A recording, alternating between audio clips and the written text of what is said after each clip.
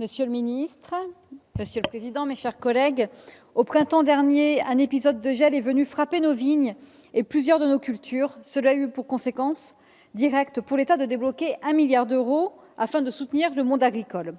Ce triste épisode est ainsi venu mettre en exergue l'impact du dérèglement climatique sur nos territoires, notre agriculture, sur notre système de gestion de ces risques que nous ne maîtrisons pas.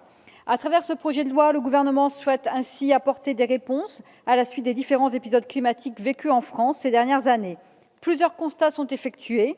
Le coût des sinistres a doublé par rapport aux années 2010-2015 et l'essoufflement du système actuel d'indemnisation des pertes de récoltes résultant d'aléas climatiques est un constat partagé par tous et toutes. Mécanismes trop complexes, peu lisibles, exploitants non assurés et donc sans solution s'ils ne sont pas éligibles au régime des calamités agricoles, nos agriculteurs souffrent de plus en plus du dérèglement climatique. Nous ne pouvons plus laisser des pans entiers de notre agriculture subir ces aléas majeurs et qui sont appelés à revenir de plus en plus réguliers et violents. Aussi, nous voulons saluer la volonté de ce gouvernement de réviser cette gestion des aléas climatiques jugée quasi obsolète par la majorité des acteurs concernés.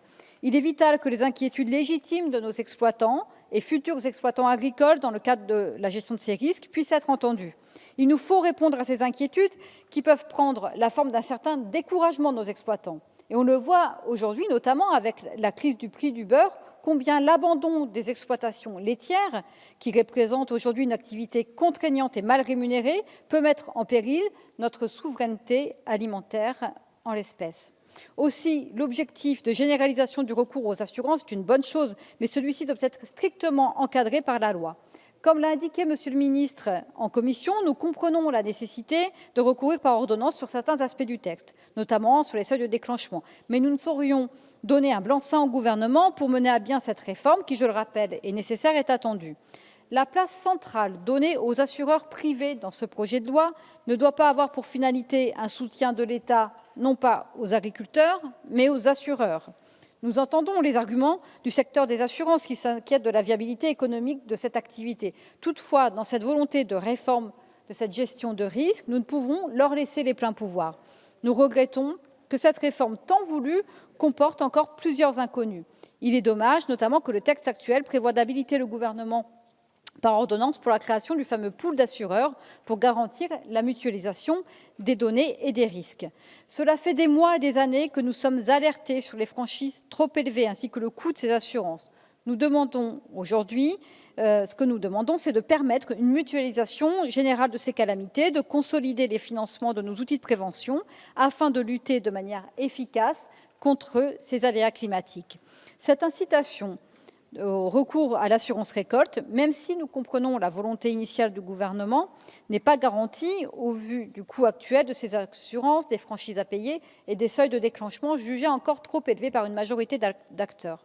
Si nous voulons que nos exploitants agricoles souscrivent bel et bien à ces futures offres assurantielles. L'efficacité de cette réforme passera donc nécessairement par un engagement de l'État tant dans ses aides directes que dans les négociations avec les assurances, afin de voir émerger des offres assurantielles abordables et sérieuses. Soutenir nos exploitants agricoles permettrait de lutter contre leur paupérisation dans un contexte, rappelons-le, où les catastrophes naturelles seront de plus en plus régulières. Accompagner le monde de l'agriculture et ses acteurs face au dérèglement climatique s'apparente pour nous comme l'un des défis les plus importants de ce siècle. L'agriculture n'est pas un secteur d'activité comme les autres et nous devinons que le calendrier choisi pour la présentation de ce projet de loi n'est pas anodin. Toutefois, dans un contexte où nous constatons que les épisodes climatiques deviendront de plus en plus réguliers, il est urgent pour le gouvernement d'écouter les propositions de tous les groupes afin de rassurer les inquiétudes légitimes de nos exploitants agricoles qui sont également dans l'attente d'un gouvernement à la hauteur de la tâche qui nous fait face. Aussi, compte tenu des incertitudes qui persistent sur la mise en œuvre de ce nouveau système assurantiel, je ne m'opposerai pas à ce texte, mais je ne pourrai non plus y souscrire. Mes chers collègues, je vous remercie.